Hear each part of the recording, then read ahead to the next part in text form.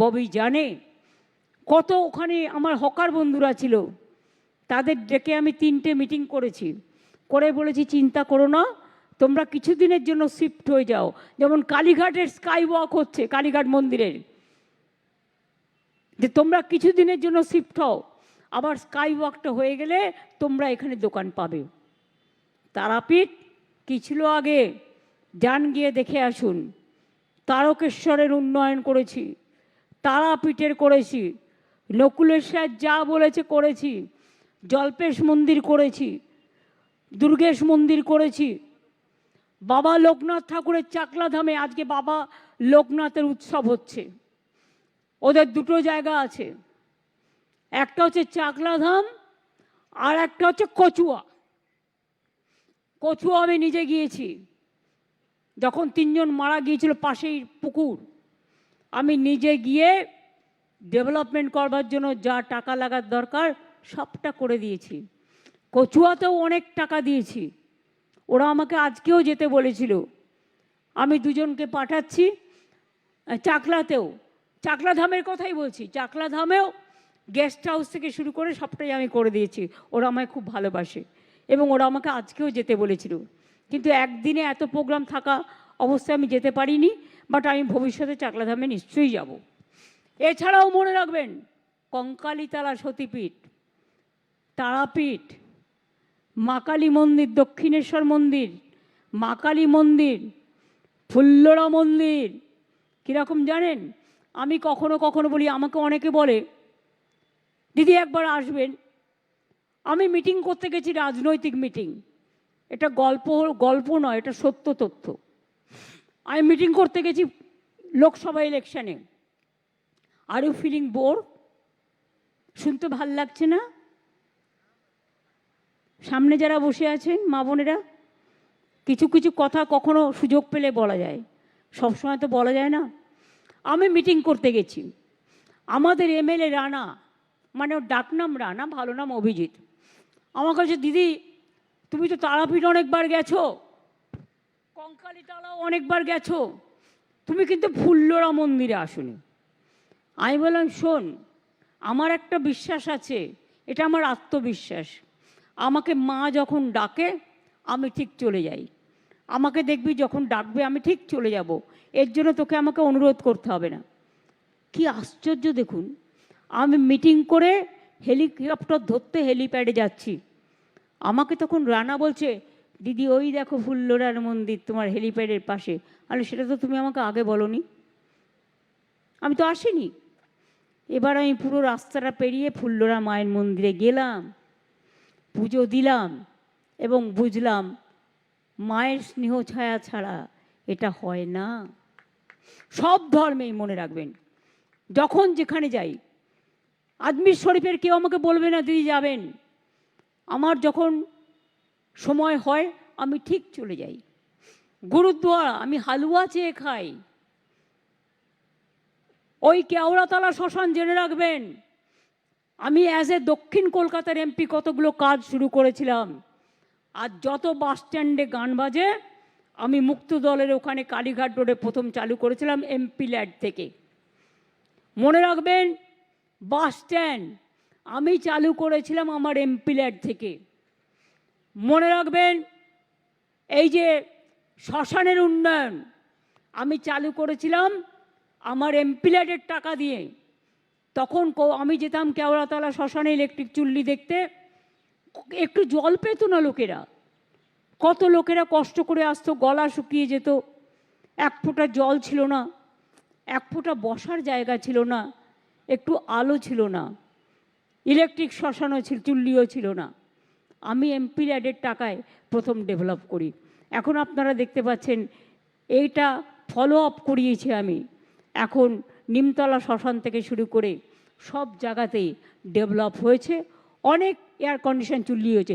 এমনকি সোনারপুর জেনে রাখুন, আমার দক্ষিণ কলকাতার মধ্যে পড়তো, পরে ওরা সোনারপুর কেটে দিল।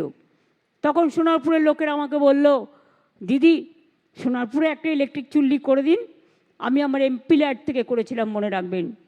সুভাষগ্রাম ময়দান, আমি যখন সুভাষগ্রামে গিয়েছিলাম সোনারপুরে, নেতাজি সুভাষচন্দ্র বোসের একটা বাড়ি আছে ওখানে, যেখানে উনি অনেক দিন ছিলেন। আমি গিয়ে সুভাষগ্রাম স্টেশন ভালো করে দিলাম যখন রেল মিনিস্টার ছিলাম, এবং ওই ময়দানটা ভালো করে দিলাম, রাস্তাটা ভালো করে দিলাম। এগুলো আমার মনে থাকে। ঈশ্বরচন্দ্র বিদ্যাসাগর, যিনি আমাদের অ শিখিয়েছেন, অ্যালফাবেট শিখিয়েছেন, আজকে দেখবেন গিয়ে কি সুন্দর একটা তোরণ হয়েছে, দেখে মন জুড়িয়ে যায়, এত সুন্দর হয়েছে। আমরা পুরীতে, আমরা দীঘায় পুরীর মতো জগন্নাথ মন্দির করছি, হাইট কিন্তু এক এবং জায়গা তার থেকেও বড়, কিন্তু আমাদের মার্বেলের ঠাকুর। কিন্তু মনে রাখবেন, আমরা কিন্তু ট্র্যাডিশনালি কোনো ডিসরেসপেক্ট করি না, তাই আমরা ছোট দেখে একটা নিম কাঠের ঠাকুরও তৈরি করেছি, সেখানে পুজোটা হবে। আর বড় ঠাকুরটা ওই একদম পুরীর জগন্নাথ মন্দিরের সাইজে সবটাই হবে। বিরাট ভোগঘর করে দেওয়া হয়েছে। তাছাড়াও আমরা চৈতন্যদেব, যিনি নামগান প্রতিষ্ঠা করেছিলেন, শান্তির ধাম, যিনি পুরীতে গিয়েছিলেন, মারা গিয়েছিলেন, এবং যার নামে ওখানে স্বর্গদ্বার আছে, আমরা দীঘায় একটা ওই জগন্নাথ মন্দিরের সামনে চৈতন্যদেবের নামে একটা বড় তোরণ বানাচ্ছি, এবং সেখানে চৈতন্যদেবের একটা স্ট্যাচু থাকছে, ওটার নাম দিয়েছি চৈতন্যদ্বার। আমার সব কাজই প্রায় কমপ্লিটের মুখে, কিন্তু আমাকে একবার যেতে হবে, চিফ সেক্রেটারিকেও যেতে হবে, দ্বিবেদীকেও যেতে হবে, কারণ আমাদের একটা ট্রাস্টি তৈরি করতে হবে। যেভাবে চলে, পুরোহিত কারা পুজো করবে, ভোগ কারা তৈরি করবে, এবং পুরোটা কমপ্লিট হয়েছে কিনা। ইনকমপ্লিট জিনিস আমি করব না, আমাদের লক্ষ্য নয় কমপ্লিট করা। তাতে 2 মাস লাগলে লাগবে। কালীঘাট স্কাইওয়াক চাইলে আমি তো কালই উদ্বোধন করতে পারি, কিন্তু আমি করব না, কারণ সবটা কমপ্লিট হবে তারপর করব। ইনকমপ্লিট করা মানে তাকে সসম্মান দেওয়া নয়, তাকে অসম্মান করা। সেই জন্য মনে রাখবেন, আমি যেমন হুল দিবসও করি, হুল দিবসও ছুটি দিয়েছি, করম পুজোও ছুটি দিয়েছি, আমরা বিরসা মুন্ডার জন্মদিনেও ছুটি দিয়েছি, রঘুনাথ মুর্মুর জন্মদিনেও ছুটি দিয়েছি, মতুয়া ঠাকুরের জন্মদিনেও আমাদের ছুটি দেওয়া আছে, তাই তো? সবটাই করা আছে সব ধর্মের জন্য। আমরা এমনকি ঈদেও 2 দিন ছুটি দিই, ছট পুজোতেও 2 দিন ছুটি দিই। সুতরাং সব কিছুর মধ্যে দিয়েই আমরা বেঁচে থাকি। দুর্গা পুজো যেহেতু আমাদের জাতীয় উৎসব, সেই উৎসবে বাংলার মানুষই তৈরি করেছেন, আজকে সারা বিশ্ব স্বীকৃত। কত ট্যুরিস্ট আসে সেখানে, আপনারা সকলেই যান।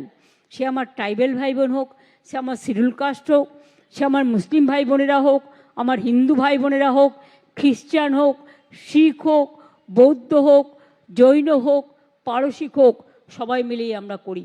এটা হচ্ছে আমাদের সবচেয়ে বড় বৈচিত্র্যের মধ্যে ঐক্যের এবং শান্তি, সম্প্রীতি ও স্বস্তির সবচেয়ে বড় একটা জায়গা।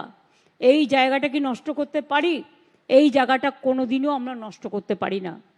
আমি আজকের এই প্রোগ্রামের সাথে সাথে আমি আমার যত অফিসার্স আছে, মানে সিভিল অ্যান্ড পুলিশ অ্যাডমিনিস্ট্রেশন, এবং আমার হেল্পার, হেল্পিং হ্যান্ডস, বিভিন্ন ডিপার্টমেন্ট, পুজো কমিটি, ছট পূজা কমিটি, কালী পুজো কমিটি, দুর্গা পুজো কমিটি, আমাদের জগন্নাথ পুজো, এই জগদ্ধাত্রী পুজো, চন্দননগর, কৃষ্ণনগর থেকে শুরু করে সারা বাংলায় যত উৎসব হয়ে গেল এই কদিনে, সেই উৎসবে মনে রাখবেন, দুর্গা পুজোর দিন চিফ সেক্রেটারিও ছুটি নেয়নি, আমিও ছুটি নিইনি, হোম সেক্রেটারিও ছুটি নেয়নি, ডিজিও ছুটি নেয়নি, পুলিশও ছুটি নেয়নি, যারা এই কর্পোরেশনও ছুটি নেয়নি, যারা এই ডিপার্টমেন্টের সাথে, এই পুজোর সাথে ওতপ্রোতভাবে জড়িত, তাদের কিন্তু কোনো ছুটি থাকে না, রাত জেগে পাহারা দিতে হয়। আমরা ভোটের সময় পাহারাদার হই না, আমরা 365 দিনের পাহারাদার। সেই জন্য সেই সময়গুলো মানুষ যখন রাস্তায় থাকে, রাত জেগে পুজো দেখে, আমরা প্রত্যেকটা দিন, চতুর্থীর দিন থেকে আমরাও রাত জাগি এবং রাত জেগে পাহারা দিই। যেমন রাত জেগে কোটি কোটি মানুষ পুজো দেখতে যান। এটা নতুন কোনো ঘটনা নয়, চিরকালের ঘটনা, চিরজনীন, বিশ্বজনীন, সর্বজনীন। আগে পুজো দেখতে এত বাইরের মানুষ আসতো না। আজকে জেলার পুজোগুলো কত ভালো হয়, তারাও কার্নিভেল করে। আজকে ব্লকের পুজোগুলো কত ভালো হয়, কী সুন্দরভাবে তৈরি হয়। কাজেই মনে রাখবেন, সব ধর্ম সবার, উৎসব সবার, সব ধর্ম যার যার আপনার। আমি ভালোবাসি সব ধর্মকেই, আমরা শ্রদ্ধা করি সব মানুষকেই। কোনো মানুষের মধ্যে সাদা কালোয় ভেদাভেদ নয়। মনে রাখবেন, আপনার রক্তেরও যে রং, আমার রক্তেরও সে একই রং। যখন কোনো রক্তদান শিবির হয় তখন নামটা লেখা থাকে বোতলে, এ ট্রাইবেল, কে শিডিউল কাস্ট, কে হিন্দু, কে মুসলমান, এ বাঁকুড়া থেকে এসছে না পুরুলিয়া থেকে এসছে, এ উত্তর 24 পরগনায় না বিধাননগরের, নাকি এটা রাজারহাট, নাকি এটা হাড়োয়া, নাকি এটা বর্ধমান, নাকি এটা বীরভূম। লেখা থাকে তখন নামগুলো আর জায়গাগুলো। কিন্তু ব্লাড ব্যাংকে এসে রক্তগুলো যখন মিশে যায় তখন কিন্তু কেউ জানে না হিন্দুর রক্ত মুসলমানের গায়ে চলে যায়, মুসলমানের রক্ত হিন্দুর গায়ে চলে যায়, আদিবাসীর রক্তে প্রাণ বাঁচে আমাদের কত সাধারণ মানুষদের। এটা মনে রাখবেন। সবাই এজন্য আমাদের নিজস্ব নিজস্ব ধর্ম পালন করব, নিজস্ব ঐতিহ্য পালন করব, কিন্তু কাউকে অসম্মান করে নয়, সবাইকে সসম্মান দিয়ে তবেই আমি করব। আমি অ্যাডমিনিস্ট্রেশনকে এবং বিশেষ করে police department, they work very hard under the leadership of Home Secretary Nandini, Rajiv Kumar, DG Police, Chief Secretary, and all the police commissionerate, including all the police commissionerate from Calcutta Corporation to everyone. আমি মুকেশ এখানে আছে, Bidhannagar police commissionerate, each and every police commissionerate, each and every home guard, each and every constable, each and every volunteers, each and every SP to DM to OC to IC to SGO to clerk, health worker, সবাইকে আমি অনেক অনেক ধন্যবাদ এবং অভিনন্দন জানাচ্ছি। প্রত্যেকটা উৎসব তারা এত শান্তিপূর্ণভাবে করে দিয়েছেন যে তারা তুলনাবিহীন কাজ করেছে। আমি মিডিয়াকেও অনুরোধ করব, কখনো কোনো ছোটোখাটো ভুল হয়ে গেল নিশ্চয়ই আপনারা মিডিয়া ট্রায়াল করে গালাগালি দেবেন, কিন্তু প্লিজ মনে রাখবেন যে কাজটা যারা করে, আমরা যখন ঘুমাই তারা কিন্তু পাহারা দেয়, তাদের পরিবারের সাথে তারা সময় দিতে পারে না। আমাদের ভাইফোঁটা থাকে, ওদের থাকে না। আমাদের কালী পুজো থাকে, ওদের থাকে না। আমাদের ছুটি থাকে, ওদের থাকে না। অনেক কষ্ট করে ওদের জীবন চালাতে হয়। তাই আমাদের পুলিশ অলরেডি 10 দিন মনে হয় তারা রিওয়ার্ড হিসেবে হলিডে পায়, যেহেতু তারা একদিনও ছুটি পায় না। আমি এটাকে বাড়িয়ে 15 দিন করতে বলবো এবং বিশেষ করে ফায়ার ব্রিগেডটাকেও এর মধ্যে ইনক্লুড করতে বলবো, and municipal workers and health worker also. তাতে কি হবে যে যারা কাজ করে continuous 24 hours, they must get their minimum respect এবং মানুষও জানবে। আমি এটুকু বলে আজকে যে শুরু হলো এবং এই সময় আমি যে 5 জনের পরে এসছেন, জেঠা সুব্বা, নিমা শেরপা, শ্রীমতী দাদিকে শেরপা, লেফটেন্যান্ট কর্নেল অবসরপ্রাপ্ত শ্রী দাদুল রিঞ্চেন ভুটিয়া, সঞ্জয় সহ আমি সকলকেই, সব্যসাচীরা সকলেই উপস্থিত আছেন, রাজীব কুমার থেকে শুরু করে, মুকেশ থেকে শুরু করে, অন্যান্য ডিপার্টমেন্টের অল অফিসার্স থেকে শুরু করে আমি সকলকেই এবং যারা উপস্থিত আছেন বিশেষ করে তাদের অনেক ধন্যবাদ এবং অভিনন্দন জানাবো। এবং আজকে আমি বলবো জয় জোহার, জোহার বলবো, কিন্তু যাবার আগে একটা আদিবাসী ডান্স হবে না? একটু ধামসা বাজবে না? বড় বড় ধামসা রেখেছেন কি করতে? আমি তো বাজাবই। এই সুযোগটা আশা করি আপনাদের আজকের এই শ্রদ্ধেয় সম্মানীয় দিনে বিরসা মুন্ডার 150 বর্ষ উপলক্ষে এই সুযোগটা আমরা সবাই করে নেব। অনেক অনেক ধন্যবাদ। নমস্কার। জয় হিন্দ, জয় বাংলা, জোহার। ভালো থাকবেন, সুস্থ থাকবেন, সুন্দর থাকবেন। অনেক অনেক ধন্যবাদ ট্রাইবাল ডিপার্টমেন্টকে to organize this program, and thanks to my CIS and all the people who are present here. Thank you. তোমার ট্রাইবাল টিভিটাকে বলবে ভালো করে দেখাতে।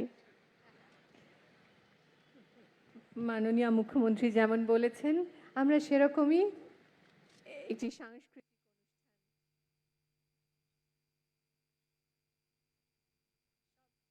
রাহুল গান্ধী সরাসরি সেখানে চলে যাব। 500 एकड़ के इंडस्ट्रियल पार्क हर डिस्ट्रिक्ट में रोजगार के लिए हम खोलने जा रहे हैं। हमारा लक्ष्य है, झारखंड सरकार का लक्ष्य है, आपके चीफ मिनिस्टर ने कहा है कि 10 लाख युवाओं को अगले 5 साल में रोजगार देने की कोशिश करेंगे। और अंत में मैं किसानों की बात करना चाहता हूं। धान के लिए आज आपको 2400 रुपए प्रति क्विंटल मिलता है। हमारी सरकार आने के एकदम बाद उसी क्विंटल के लिए आपको 3200 रुपए आपके बैंक अकाउंट पे मिलेंगे। 3200 रुपए प्रति क्विंटल।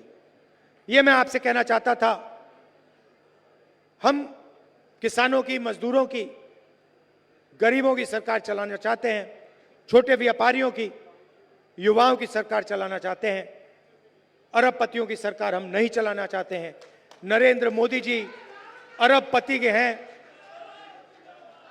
नरेंद्र मोदी संविधान को खत्म करना चाहते हैं और मैं आपको स्टेज से कहता हूं, इस संविधान को हम कभी खत्म नहीं होने देंगे। कोई शक्ति इस किताब को नहीं खत्म कर सकती है। आप सबका दिल से बहुत बहुत धन्यवाद।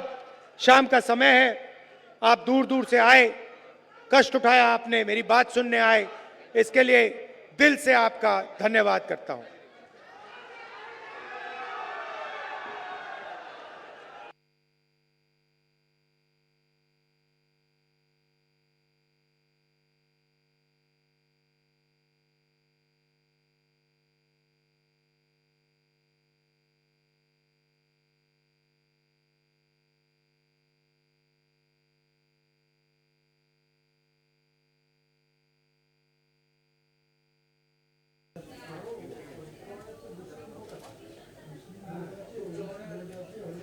ঝাড়খণ্ডে নির্বাচনী প্রচারে ছিলেন রাহুল গান্ধী। ঝাড়খণ্ডে ইতিমধ্যে প্রথম দফার নির্বাচন হয়ে গিয়েছে, দ্বিতীয় দফার ভোট 20শে নভেম্বর। ওই দিনই মহারাষ্ট্রেও নির্বাচন রয়েছে।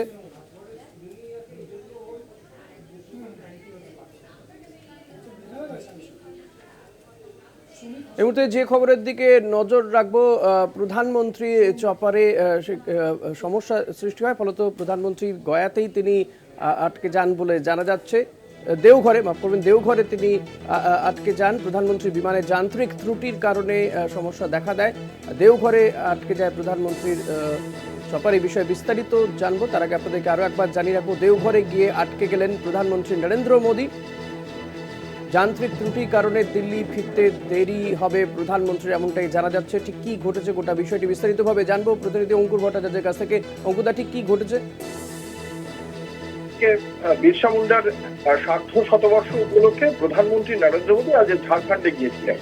জনজাতীয় গৌরব দিবস উপলক্ষে দুটো বড় বড় জনসভা ছিল এবং সেই জনসভায় প্রধানমন্ত্রী উপস্থিত থেকে বিরসা মুন্ডাকে শ্রদ্ধা জানাতেই তার এই কর্মসূচি ছিল। সেই উপলক্ষে তিনি ঝাড়খণ্ডে যান এবং ঝাড়খণ্ড থেকে দেওঘর এয়ারপোর্ট থেকে তার নয়াদিল্লিতে, রাজধানীতে ফিরে আসার কথা ছিল।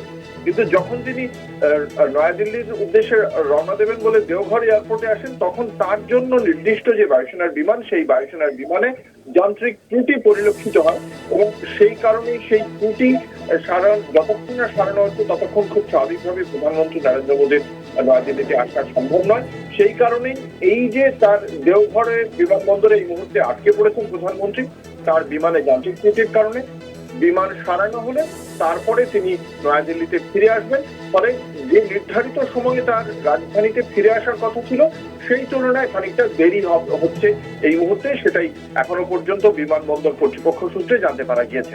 ঋষিকেশ, ধন্যবাদ অঙ্কুর। কথা বলছিলাম আমাদের প্রতিনিধি অঙ্কুর ভট্টাচার্যের সঙ্গে। দেওঘরে গিয়ে আটকে গেলেন প্রধানমন্ত্রী নরেন্দ্র মোদী। যান্ত্রিক ত্রুটির কারণে দিল্লি ফিরতে দেরি হবে প্রধানমন্ত্রী।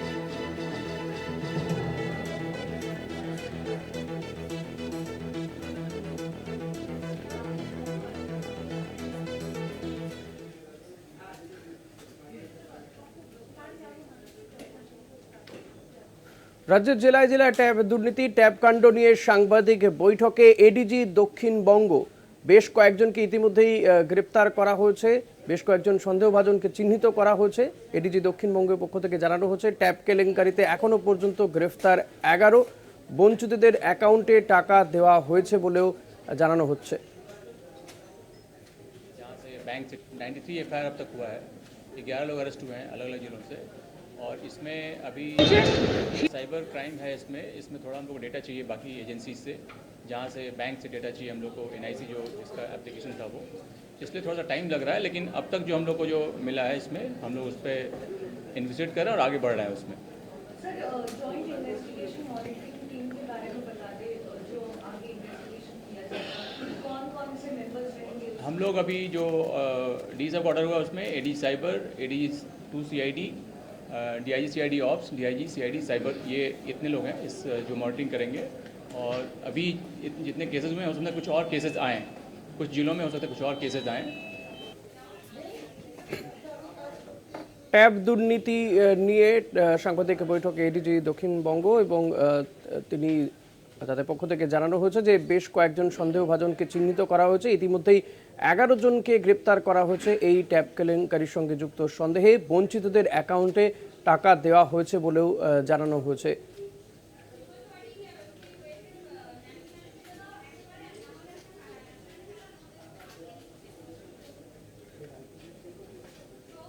মহারাষ্ট্রের বিজেপি জোটে তীব্র মতভেদ। মহারাষ্ট্রে ভোট রয়েছে, বিধানসভা নির্বাচন আর হাতে গোনা কয়েকদিন বাকি। মোদির এক হ্যায় তো সেফ হ্যায় স্লোগানের সমালোচনা করেন অজিত পাওয়ার। এ নিয়ে অজিত পাওয়ারের তীব্র সমালোচনা দেবেন্দ্র ফডনবিসের। ফলত অজিত এবং দেবেন্দ্র দুজনের এই মহারাষ্ট্রের দুই উপমুখ্যমন্ত্রীর মধ্যে বচসা নিঃসন্দেহে বলা যেতে পারে যে মহারাষ্ট্রের যে বিজেপি জোট, সেই জোট যথেষ্টই সমস্যায় পড়ছে। ভোটের বাকি আর মাত্র হাতে গোনা 5 দিন। তার আগে অজিত পাওয়ার দেবেন্দ্র ফডনবিসের মধ্যে এই মতভেদ প্রকাশ্যে চলে এসেছে। তাদের মধ্যে যে তীব্র মতভেদ, সেটা তীব্র মতভেদ।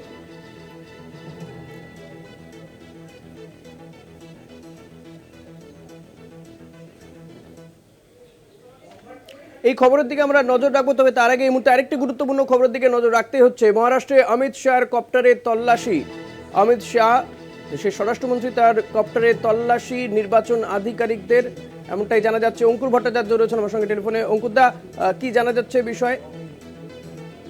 কার্যত বিরোধীদের একটানা চাপের পরে শেষ পর্যন্ত নির্বাচন কমিশন অমিত শাহের কপ্টারেও তল্লাশি চালালো। যদিও ভারতীয় জনতা পার্টির পক্ষ থেকে এবং অমিত শাহ নিজে টুইট করেছেন যে তারা সবসময় একটি নিরপেক্ষ একটি নির্বাচন চান এবং এই গণতান্ত্রিক নির্বাচনের প্রধান যে সংস্থা নির্বাচন কমিশন, তার তৈরি করা যাবতীয় নিয়ম বিধি আইন তার সঙ্গে সহযোগিতা করতে চান, সে কথাই আজ টুইট করে জানিয়েছেন অমিত শাহ। এবং অমিত শাহ তিনি নিজে জানিয়েছেন, কেন্দ্রীয় স্বরাষ্ট্রমন্ত্রী, যে মহারাষ্ট্রে যে আগামী 20 নভেম্বর নির্বাচন রয়েছে তার জন্য হিঙ্গোলি বিধানসভা কেন্দ্রে, মহারাষ্ট্রের হিঙ্গোলি বিধানসভা কেন্দ্রে তিনি একটি নির্বাচনী প্রচারে গিয়েছিলেন এবং সেই নির্বাচনী প্রচারে যাওয়ার সময় নির্বাচন কমিশনের পক্ষ থেকে তার যে কপ্টারে করে তিনি গিয়েছিলেন সেই কপ্টারে তল্লাশি চালানো হয়। তার যে ব্যাগ রয়েছে সেই ব্যাগগুলি খতিয়ে দেখেন সংশ্লিষ্ট আধিকারিকরা এবং সেই পুরো বিষয়টিকেই তিনি স্বাগত জানিয়েছেন এবং তিনি বলেছেন ভারতীয় জনতা পার্টি বিশ্বাস করে এই ধরনের সুষ্ঠু নির্বাচনে, স্বচ্ছ নির্বাচনের বিষয় এবং এক্ষেত্রে পুরো গণতান্ত্রিক পরিবেশকে স্বাস্থ্যকর করার জন্য এই ধরনের যে আইন কানুন রয়েছে তাকে সহযোগিতা করতে ভারতীয় জনতা পার্টি প্রস্তুত, সে কথাই জানিয়েছেন তিনি। এর আগে আমরা সকলেই জানি বিভিন্ন জায়গায় বিরোধী রাজনৈতিক দলের গাড়ি বা কপ্টারে তল্লাশি চালানো হয়েছিল কমিশনের পক্ষ থেকে। সকালেই দেখা গেল যে রাহুল গান্ধীকে দীর্ঘক্ষণ চপারে বসে থাকতে, তার চপারেও তল্লাশি চালানো হচ্ছিল। হ্যাঁ, ঠিকই। এবং বিরোধীরা সেই কথাই বারংবার বলছিলেন যে মহাজোটী যে জোট রয়েছে, মহাজোটী জোটের শীর্ষ নেতাদের গাড়ি বা কপ্টারে তল্লাশি চালানো হয় না, কিন্তু মহারাষ্ট্র বিকাশ আঘাড়ির যে সমস্ত শীর্ষ নেতৃত্ব রয়েছেন তাদের একের পর এক তল্লাশি চালানো হচ্ছে। এই যে বৈষম্য, সেই বৈষম্যের বিরুদ্ধে প্রতিবাদ করেছিলেন বিরোধীরা, নির্বাচন কমিশনের কাছে দাবি জানিয়েছিলেন যে মহাজোটী জোটের যে সমস্ত নেতৃত্ব রয়েছেন তাদের গাড়িতে বা তাদের কপ্টারে কেন তল্লাশি চালানো হচ্ছে না। খানিকটা সেই চাপে পড়েই লোক দেখানো এই তল্লাশি অভিযান বলে বিরোধীদের একাংশ মনে করছেন, যে কারণে কেন্দ্রীয় স্বরাষ্ট্রমন্ত্রীর কপ্টারে তল্লাশি চালাতে কার্যত বাধ্য হয়েছে কমিশন, এমনটাই বক্তব্য বিরোধীদের। একদমই। অঙ্কুদা, এই ক্ষেত্রে জানতে চাইবে আরেকটু যে এই তল্লাশি কি এখনো চলছে? অমিত শাহ তিনি কি নির্বাচনী সভায় যেতে পেরেছেন, নাকি এই তল্লাশি অভিযান চলছে এখন? না, অমিত শাহ এই তল্লাশি পর্ব শেষ হয়েছে, তিনি নিজেই নিজে জানিয়েছেন যে তার এই তল্লাশি হয়েছে এবং তিনি সেই ছবি নিজে পোস্ট করেছেন, সেই ভিডিও নিজে পোস্ট করেছেন। তার বক্তব্য যে তার এখানে তল্লাশি হয়েছিল, তার ব্যাগট্যাগ সমস্ত খতিয়ে দেখেছেন সংশ্লিষ্ট আধিকারিকরা এবং সেই তল্লাশিতে তিনি সহযোগিতা করেছেন, এটাই তিনি জানিয়েছেন। এবং তল্লাশি অভিযান পর্ব শেষ অবশ্যই হয়েছে, কারণ নির্বাচন কমিশন বারংবারই যেটা তাদের পক্ষ থেকে বলা হচ্ছে যে তাদের কোনো অভিপ্রায় নেই কোনো রাজনৈতিক দলের বিরুদ্ধে কোনো শাস্তিমূলক পদক্ষেপ করার। তারা দেখতে চাইছেন যাতে গোটা বিষয়টি সুস্থ হয় এবং স্বচ্ছভাবে নির্বাচনটা পরিচালনা করা যায়। এজন্য যদি কারোর গাড়িতে যে দেখা যায় যে তিনি কোনো খাবার বিলি করছেন বা টাকা পয়সা বিলি করছেন কিনা, সেটাই দেখা একমাত্র তাদের উদ্দেশ্য। খুব স্বাভাবিকভাবেই কেন্দ্রীয় স্বরাষ্ট্রমন্ত্রী তার কপ্টারে এরকম একটা বিষয় হবে, এটা খুব স্বাভাবিক নয় এবং স্বাভাবিকভাবেই সেই তল্লাশি অভিযানের পর তাকে ছেড়ে দেওয়া হয়েছে বলে জানতে পারা যায়। অর্থাৎ নির্বাচন কমিশন তাদের নিরপেক্ষ ভাবমূর্তি বজায় রাখতেই কেন্দ্রীয় স্বরাষ্ট্রমন্ত্রী কপ্টারেও তল্লাশি চালানো। একেবারে এই বিষয়টা খুব স্বাভাবিকভাবেই উঠে আসে, কারণ বারংবার এই অভিযোগ উঠছিল মহারাষ্ট্র বিকাশ আঘাড়ির দলের পক্ষ থেকে, এবং একই সঙ্গে যে অভিযোগটা উঠেছিল যে এর আগে একবার ওড়িশায় যখন প্রধানমন্ত্রী নরেন্দ্র মোদী গিয়েছিলেন, সেই সময় তার গাড়িতে যিনি তল্লাশি চালিয়েছিলেন সংশ্লিষ্ট সেই আধিকারিককে সাসপেন্ড করা হয়েছিল। মানে সেই সময় বিরোধীদের বলা কমিশনের কাছে প্রশ্ন তুলেছিল, তাহলে কি বিরোধীদের জন্য এক নিয়ম, শাসক দলের জন্য এক নিয়ম? তাহলে বিরোধীদের যখন গাড়িতে তল্লাশি চালায় তখন সেই আধিকারিকের বিরুদ্ধে কেন পদক্ষেপ করা হয় না? প্রধানমন্ত্রীর ক্ষেত্রে কেন পদক্ষেপ করা হলো? প্রধানমন্ত্রীর গাড়িতে কি মানে তল্লাশি অভিযান চালানো যাবে না? এই নিয়ম কোত্থেকে তৈরি হলো? এতে চাপে পড়েছিল এবং মহারাষ্ট্র বিধানসভা নির্বাচনে বারংবার এই অভিযোগ করে গিয়েছে কংগ্রেস, এনসিপি বা উদ্ধবপন্থী শিবসেনা গোষ্ঠী। ঝাড়খণ্ডের ক্ষেত্রেও এই একই অভিযোগ উঠেছিল হেমন্ত সোরেনের পক্ষ থেকে। ফলে তাকে ইডিকে দিয়ে হ্যাকেল করা হয়েছিল, এই অভিযোগ তিনি করেছিলেন। তিনি ফিরে বেশ কিছু মাসের জন্য এই আধিকারিকদের বিরুদ্ধে আগামীতে কোনো ব্যবস্থা নেওয়া হয় কিনা, যারা স্বরাষ্ট্রমন্ত্রী কপ্টারে তল্লাশি চালালেন, সেদিকেও বোধহয় নজর রাখতে হবে আমাদেরকে। অবশ্যই। অনেক ধন্যবাদ অঙ্কুদা। কথা বলছিলাম আমাদের রাজ্যের সঙ্গে অমিত শাহ, কেন্দ্রীয় স্বরাষ্ট্রমন্ত্রীর কপ্টারে তল্লাশি অভিযান, নির্বাচন কমিশনের আধিকারিকের সেই তল্লাশি অভিযানের সেই ছবি আপনারা দেখতে পাচ্ছেন এই মুহূর্তে কলকাতা টিভিতে।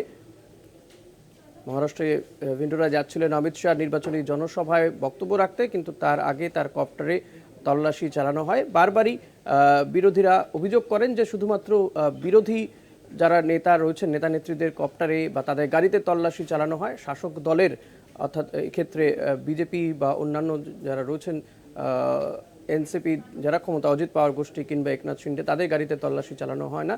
কিন্তু কোথাও গিয়ে নির্বাচন কমিশন নিরপেক্ষ ভাবমূর্তি বজায় রাখতেই এই তল্লাশি চালিয়েছে বলে মনে করছে ওয়াকিবহাল মহল। একটা ছোট্ট বিরতি নেব, বিরতির পর ফিরে আসবো, সঙ্গে থাকবেন। মহারাষ্ট্রে বিজেপি জোটে তীব্র মতভেদ। মোদির এক হ্যায় তো সেফ হ্যায় স্লোগানের সমালোচনা করেন অজিত। এ নিয়ে অজিত পাওয়ারের তীব্র সমালোচনা দেবেন্দ্র ফডনবিসের। ঠিক সমস্যা কোথায়, বিষয়টি নিয়েই আমরা কথা বলবো কলকাতা টিভির পলিটিক্যাল এডিটর আশিস চট্টোপাধ্যায়ের সঙ্গে। আশিস দা রয়েছেন আমার সঙ্গে নিউজ রুমে। আশিস দা, এটাই জানতে চাইবো যে সমস্যাটা ঠিক কোথায়।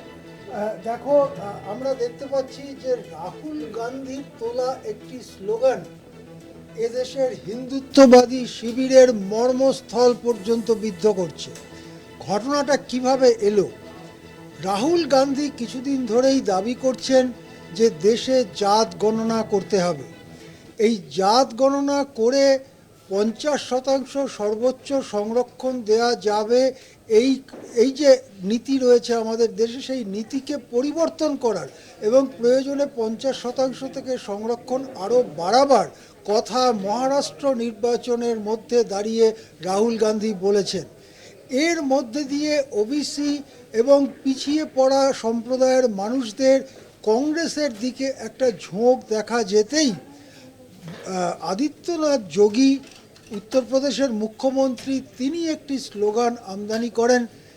সেই স্লোগানটি হিন্দিতে বাটেঙ্গে তো কাটেঙ্গে, অর্থাৎ তিনি এই জাত গণনার বিরুদ্ধে একটা স্লোগান এনে হাজির করেন যে জাত গণনা করা উচিত নয়। বাটেঙ্গে তো কাটেঙ্গে স্লোগানটারই একটু শব্দ বদল করে নরেন্দ্র মোদী, খোদ প্রধানমন্ত্রী, তিনি একটি স্লোগান সামনে আনেন, সেটা হচ্ছে এক হ্যায় তো সেফ হ্যায়। অর্থাৎ এক হ্যায় তো সেফ হ্যায় মানে জাতি গণনা করো না, সবাই এক থাকো এবং তাহলে তোমরা নিরাপদ থাকবে। এই কথাটা বলবার সময়ই অজিত পাওয়ারের যে এনসিপি, ন্যাশনালিস্ট কংগ্রেস পার্টি, যারা নাকি শরদ পাওয়ারের দল ছুট হয়ে বিজেপির হাত ধরেছে, তাদের মধ্যে যথেষ্ট অস্বস্তি দেখা দেয়। আরও কয়েকটা বিষয় নিয়ে অস্বস্তি দেখা দেয়। তার মধ্যে একটি হচ্ছে নবাব মালিককে সমর্থন করে বসেন অজিত পাওয়ার, যিনি ওই জোটের বিরুদ্ধে দাঁড়িয়েছেন। নবাব মালিকের কন্যা সোনা মালিককেও সমর্থন করে বসেন অজিত পাওয়ার, যিনিও বিজেপি জোটের বিরুদ্ধে প্রার্থী হয়েছেন। এবং এই দুজনকে অজিত পাওয়ার তার দলের সিম্বল দেবেন বলেও ঘোষণা করেন। সেই থেকে মতবিরোধ তীব্র হতে থাকে। অজিত পাওয়ার বলেন যে মহারাষ্ট্রের মাটিতে হিন্দু মুসলমান খেলা চলবে না, এই সব জিনিস উত্তরপ্রদেশে চলতে পারে, এই সব জিনিস অন্য কোথাও চলতে পারে, মহারাষ্ট্রে এসব চলবে না। এর কারণ হচ্ছে অজিত পাওয়ারের যে ন্যাশনালিস্ট কংগ্রেস পার্টি বা এনসিপি, তারও নিজস্ব মুসলমান বেস আছে, মুসলমান সমর্থক আছে প্রচুর পরিমাণে, এবং পিছড়ে বর্গ, দলিত মানুষ, তাদের কিছু সমর্থন এনসিপি বরাবরই পেয়ে থাকে। সেই সমর্থনের একটা অংশ অজিত পাওয়ারও নিজের দিকে নিয়ে আসতে পারবেন, এই আশায় তিনি খোদ প্রধানমন্ত্রীর কথার বিরোধিতা করে বলেন এক হ্যায় তো সেফ হ্যায়, এসব আমি মানি না, এসব চলবে না। সেই বিরোধ গড়াতে গড়াতে আজকে তীব্রতম অবস্থায় এসে পৌঁছেছে। দেবেন্দ্র ফডনবিস, যিনি মহারাষ্ট্রে বিজেপির সবথেকে বড় নেতা বলে বর্তমানে ধরা হচ্ছে, সেই দেবেন্দ্র ফডনবিস সরাসরি অজিত পাওয়ারকে আক্রমণ করে বলেছেন যে উনি কুসংসর্গে ছিলেন, অর্থাৎ ধর্মনিরপেক্ষতার সংসর্গে ছিলেন, সেখানকার অভ্যাস তার পরিবর্তন হয়নি, আরও কিছুদিন লাগবে তার শিখে পড়ে নিতে। আবার অন্যদিকে আমরা দেখতে পাচ্ছি বিজেপির বড় নেতা, আগে মহারাষ্ট্রের মুখ্যমন্ত্রী ছিল, পরে বিজেপিতে গিয়ে এমপি হয়েছেন অশোক চবন, তিনিও কিন্তু প্রধানমন্ত্রীর বক্তব্যের বিরোধিতা করেছেন। বিজেপির নেতা পঙ্কজা মুন্ডে, তিনি এমএলসি, ওই বিধান পরিষদের সদস্যা, তিনিও প্রধানমন্ত্রীর কথার বিরোধিতা করেছেন।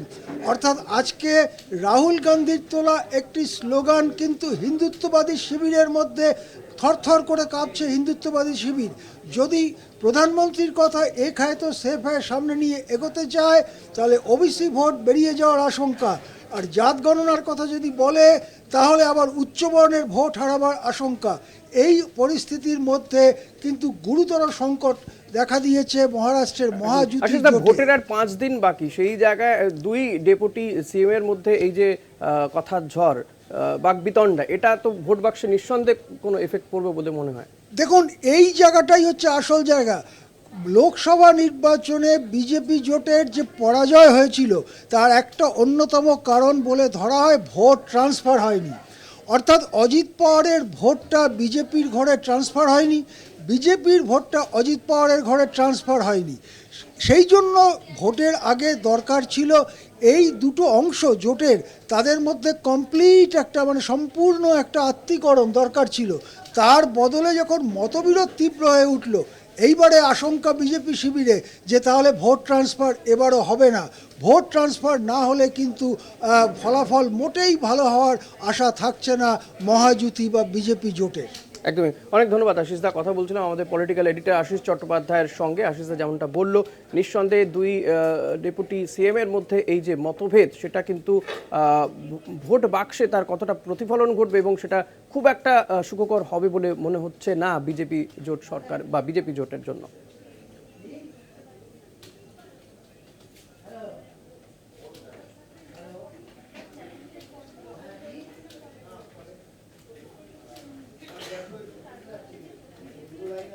আবাস যোজনার তালিকায় দুই তৃণমূল বুথ সভাপতির নাম। দুই বুথ সভাপতির পাকা বাড়ি থাকা সত্ত্বেও তালিকায় নাম। দক্ষিণ 24 পরগনার নামখানার মৌসুমীর ঘটনা। আবাস যোজনার তালিকায় দুই তৃণমূল বুথ সভাপতির নাম, তাদের পাকা বাড়ি রয়েছে, তবুও দেখা যাচ্ছে তাদের নাম রয়েছে এই আবাস যোজনার তালিকায়। কোয়েল মণ্ডল রয়েছে। কোয়েল, ঠিক কি জানা যাচ্ছে এ বিষয়ে, এবং ওই দুই তৃণমূলের বুথ সভাপতি তাদের কি বক্তব্য? তাদের পাকা বাড়ি থাকতেও কি করে এলো আবাস যোজনায় তাদের নাম? একদমই, দেখো ইতিমধ্যেই কিন্তু বাংলার আবাস যোজনার তালিকার একাধিক বেনিয়ম নিয়ে দিকে দিকে ক্ষোভ বিক্ষোভ দেখাচ্ছে বঞ্চিতরা। এরই মধ্যে দক্ষিণ 24 পরগনার নামখানা ব্লকের যে বিচ্ছিন্ন দ্বীপ মৌসুমী দ্বীপ অর্থাৎ মৌসুমী গ্রাম পঞ্চায়েত এলাকা, এই এলাকার কুসুমতলা বুথ সভাপতি তৃণমূলের যিনি রয়েছেন বংশীবিহারী মণ্ডল, এবং অন্যদিকে বাগডাঙ্গার তৃণমূলের বুথ সভাপতি রতন মণ্ডল, এই দুজনের নাম রয়েছে আবাস প্লাস তালিকায়। এবং যেমনটা অভিযোগ যে এই দুই তৃণমূল বুথ সভাপতির আগে থেকেই ছাদ দেওয়া পাকা বাড়ি রয়েছে, এবং এদের মধ্যে এই যে কুসুমতলার তৃণমূলের বুথ সভাপতি বংশীবিহারী মণ্ডল, এনার নামে আগে ইন্দিরা নিবাসের ঘর ইনি পেয়েছিলেন, এবং এবারেও কিন্তু আবারও তালিকায় নাম রয়েছে। শুধুমাত্র তালিকায় নাম নয়, প্রথম দফায় যে সার্ভে হয়েছে তার সেই সার্ভের পর এই দুই তৃণমূল বুথ সভাপতির আবাস প্লাসের যে নাম, সেই নাম কিন্তু একেবারেই অনুমোদন হয়ে গিয়েছে ঘর পাওয়ার ক্ষেত্রে। তো সেক্ষেত্রে একাধিক অভিযোগ সামনে আসছে, এলাকার মানুষজন ক্ষোভ দেখাচ্ছে, কারণ এই মৌসুমী দ্বীপ একেবারে বিচ্ছিন্ন দ্বীপ, বারে বারে প্রাকৃতিক দুর্যোগে বিপর্যস্ত এখানকার জনজীবন। সেখানকার বহু মানুষ রয়েছে যারা মৎস্যজীবী সম্প্রদায়ের মানুষ, যাদের একেবারে নদীর উপকূলে বাড়ি, ভাঙা বাড়ি, কাঁচা বাড়ি, তাদের নাম কিন্তু এই তালিকাতে নেই। স্বাভাবিক বঞ্চিতদের মধ্যে একটা ক্ষোভ বেড়ে চলেছে। জেলা প্রশাসন কি বলছে এক্ষেত্রে?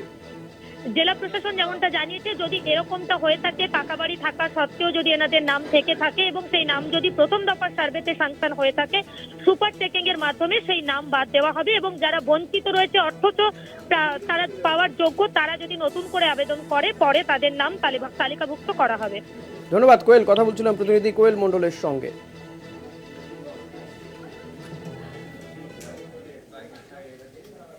জমি দখলের অভিযোগ ঘিরে উত্তেজনা। রায়গঞ্জে পথ অবরোধ করে বিক্ষোভ রাজবংশী সম্প্রদায়ের মানুষজনের। রাজবংশী সম্প্রদায়ের দাবি, জমিটি দখল করেছে আদিবাসী সম্প্রদায়।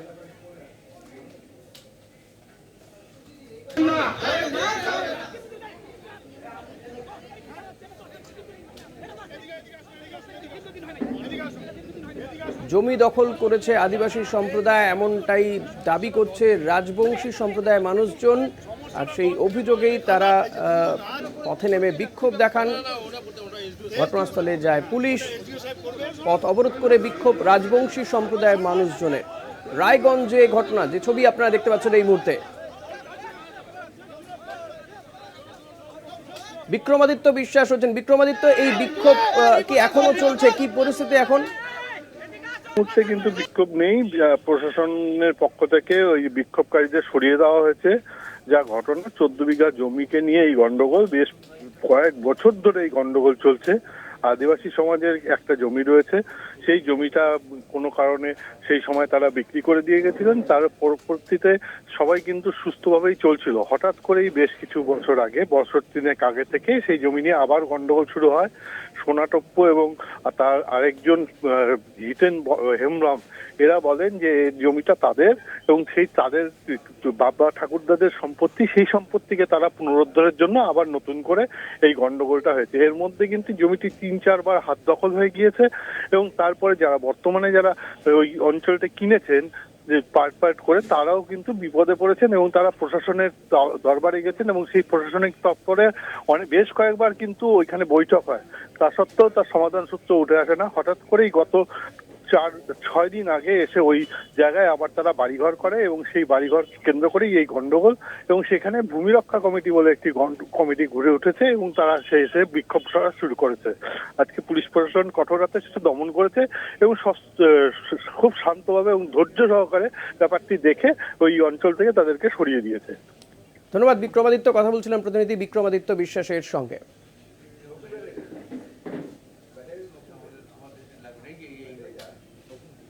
ঝাড়গ্রাম মেডিকেল কলেজে চিকিৎসক দীপ্র ভট্টাচার্যের অস্বাভাবিক মৃত্যু এ নিয়ে মামলা, সিবিআই তদন্তের আবেদন জানিয়ে দায়ের হয়েছে জনস্বার্থ মামলা। 7ই নভেম্বর উদ্ধার হয় দেহ। মামলাকারীর দাবি, থ্রেট কালচারের জন্যই নিহত ওই চিকিৎসক। প্রধান বিচারপতির এজলাসে দায়ের হয় মামলা। 7ই নভেম্বর দেহ উদ্ধার হয় ঝাড়গ্রাম মেডিকেল কলেজের ওই চিকিৎসক দীপ্র ভট্টাচার্যের। তার এই অস্বাভাবিক মৃত্যুর জন্য সিবিআই তদন্তের আবেদন জানিয়ে দায়ের হয় জনস্বার্থ মামলা। ঝাড়গ্রাম মেডিকেল কলেজের চিকিৎসক দীপ্র ভট্টাচার্যের অস্বাভাবিক মৃত্যুর ঘটনায় সিবিআই তদন্তের দাবি জানিয়ে মামলা হয়েছিল, জনস্বার্থ মামলা। এই মামলার শুনানি কবে হবে কি জানা যাচ্ছে, বিষয়ে জানবো পীযূষ কান্তি নাগের কাছ থেকে। পীযূষ, কি জানা যাচ্ছে এই মামলার সম্পর্কে? দেখো, ঝাড়গ্রাম মেডিকেল কলেজের চিকিৎসক দীপ্র ভট্টাচার্যের অস্বাভাবিক মৃত্যু নিয়ে কলকাতা হাইকোর্টে একটি মামলায় দাবি করা হয়েছে সিবিআই তদন্তে জানিয়ে এই জনস্বার্থ মামলা দায়ের। গত 7ই নভেম্বর ঝাড়গ্রামের চিকিৎসক দীপ্র ভট্টাচার্যের দেহ উদ্ধার হয়। মামলাকারীর দাবি যে থ্রেট কালচারের শিকার হয়েছেন এই নিহত চিকিৎসক। মামলাকারী আরো দাবি করেছেন যে মৃত্যুর আগে তার দুটি হোয়াটসঅ্যাপ করেন। এই হোয়াটসঅ্যাপ মেসেজের একটি তার স্ত্রীকে, আরেকটি করেন চিকিৎসকের গ্রুপে, যেখানে তিনি থ্রেট কালচারের অভিযোগ তুলেছিলেন। সুতরাং তিনি যে থ্রেট কালচারের প্রেক্ষিতে তার যে মৃত্যু হয়েছে এই দাবি নিয়ে উপযুক্ত তদন্ত সিবিআইকে দিয়ে করানো হোক, সেই দাবি নিয়ে এই আবেদন জানিয়েছেন আবেদনকারী বিজয় কুমার সিঙ্গল। এবং আগামী সপ্তাহে প্রধান বিচারপতি শিবাবনারায়ণ ও বিচারপতি হিরণময় ভট্টাচার্যের ডিভিশন বেঞ্চে এই মামলার শুনানির সম্ভাবনা রয়েছে। ধন্যবাদ পীযূষ। কথা বলছিলাম প্রতিনিধি পীযূষ কান্তি নাগের সঙ্গে।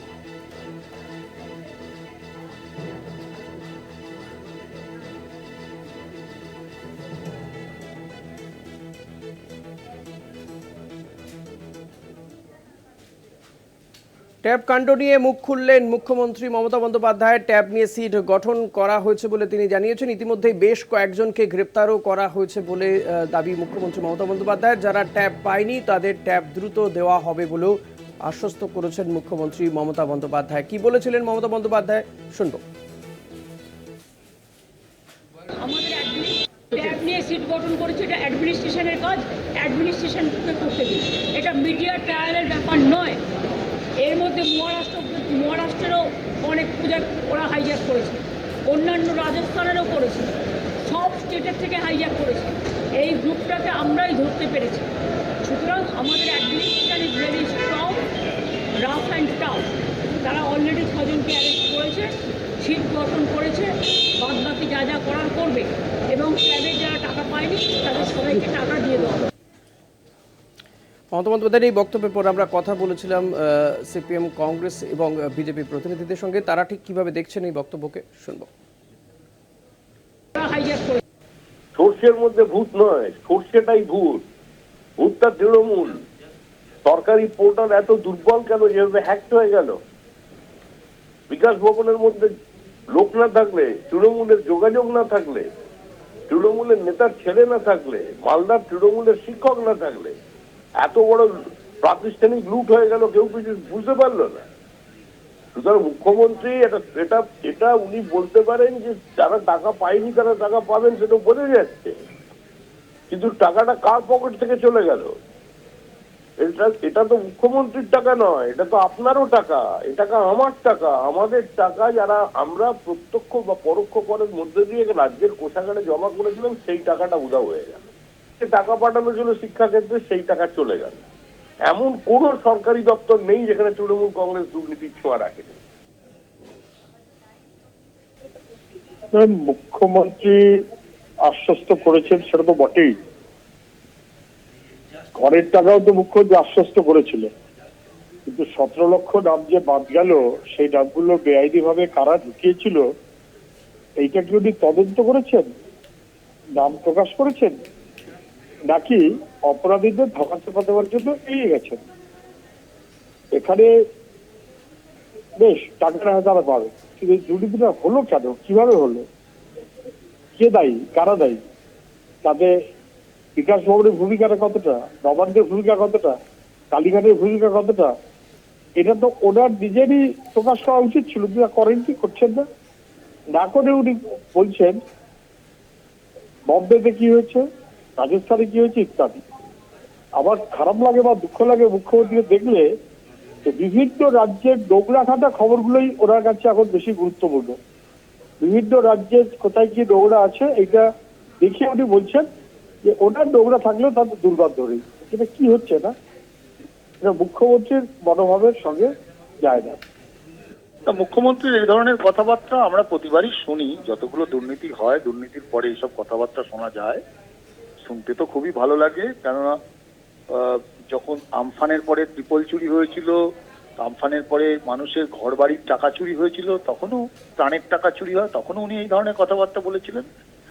যখন পশ্চিমবাংলায় চাকরি চুরি হয়, তারপরে পশ্চিমবাংলায় 100 দিনের কাজ, দুর্নীতির যেমন বড় বড় জিনিস বেরিয়ে পড়ে, তারপরে মুখ্যমন্ত্রী এই ধরনের একটা ধামাচাপা দেওয়ার একটা সুদিন কথাবার্তা বলেন, যাতে মানুষ একটু আশ্বস্ত হয়।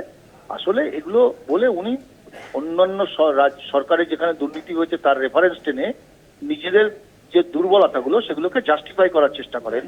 আসলে পচে যাওয়া একটা প্রশাসনের মাথায় বসে আছেন উনি, সেখানে দুর্নীতিগ্রস্তরা নিচ থেকে ওপর পর্যন্ত আছে। ওই 6 জনকে ধরে তো কিছু হবে না, কারণ মাথায় কারা বসে আছে সেটাই বড় ইম্পর্টেন্ট। এই ট্যাব দুর্নীতিতে দেখা যাবে যে একটা বড় নেক্সাস আছে।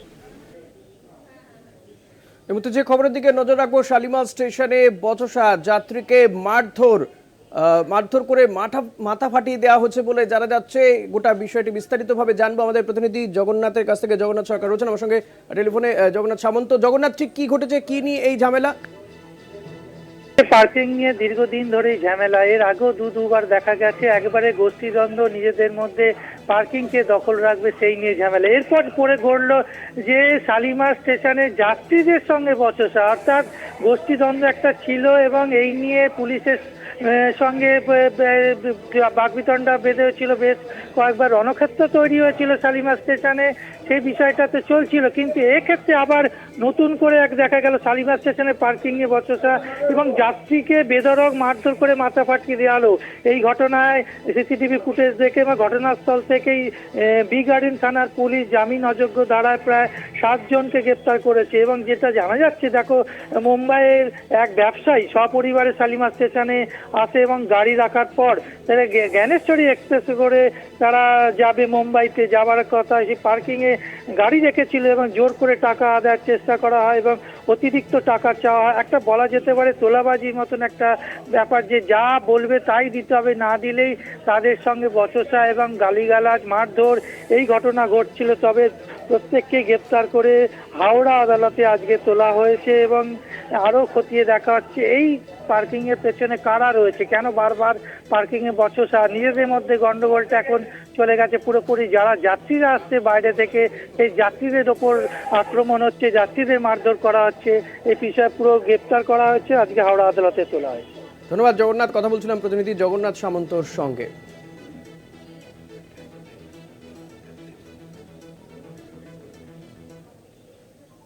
4টে 4 দিক আজ এই পর্যন্তই। দেখতে থাকুন কলকাতা টিভি, রাত দিন 7 দিন।